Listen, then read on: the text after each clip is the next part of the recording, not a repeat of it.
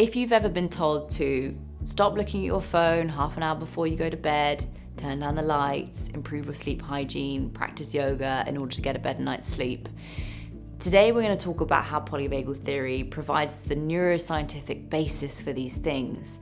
But more than that, I want you to come away understanding one key important overriding theme that explains why you might be having trouble sleeping. I think it's really important to say that issues with sleep are so often focused on the wrong thing. They might be focused on medications or, taking that one device out of the bedroom.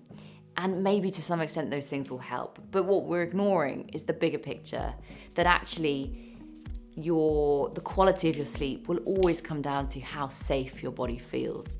And fundamentally, that is a reflection of the nervous system state that you're in during the day and when you come to go to sleep at nighttime. So if we think about what's happening when we're asleep, we're unconscious. Okay, so we have to be safe enough to be unconscious. That's why safety is the most important thing when it comes to sleep. We have to feel safe enough to sleep. So in terms of polyvagal theory, remember that there are three main states we always talk about. So just to quickly recap, the first is ventral, safe, calm, connected. The second, sympathetic, fight, flight. And the third, dorsal, fatigued, depressed, shut down. So if you find that you can't switch off, when you get into bed, maybe your thoughts are racing, or you manage to get off to sleep, but you wake up perhaps 3 or 4 in the morning, maybe then anxious thoughts start to come back in. That's because your body is tipped into more of a sympathetic state. So how do we come from this sympathetic state and find that ventral, calm, safe, connected state that is required for us to feel safe enough to sleep? So one of the ways in which we can find safety so that we can get a better night's sleep is by focusing on those moments, those glimmers of calm and connectedness we had during the day, however small. Maybe that's just a nice interaction at a coffee shop with a colleague, maybe online, a quick text with a friend, something really small that is a reminder for us that we're safe, and we can just think about that. One of the ways in which we can remind our bodies and our nervous systems of safety is just through the space around us. How do we make the bedroom a safe space where the body feels like it can switch off? Some of that is going to be the environment, things like the lighting, the colors, the sounds, and the things in your space. Things like photographs of loved ones, of family, of maybe of you yourself when you were feeling really happy. A moment where you can see yourself in that calm, safe, connected state. And of course, we can't talk about safety without talking about the breath, our key to accessing nervous system and changing nervous system state. And remember, it's through the exhale breath that we find those moments of regulation.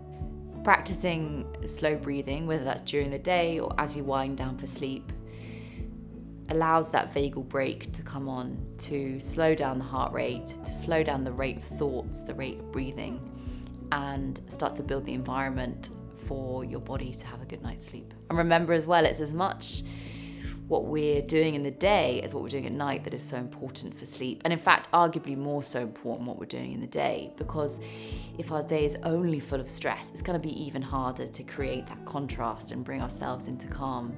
So actually finding times during your day where you can find just pockets of breathing, of exercise to kind of release some of that high energy, sympathetic state is going to all come into play when you try and go to sleep at nighttime. Remember that polyvagal theory also teaches us the importance of co-regulation, and that's something that we can weave into our day to help us to find those moments of calm that will come into action when we try and go to sleep. Remember that co-regulation is like sitting by a warm fire and having somebody else's calm state rub off on you and start to kind of warm you up.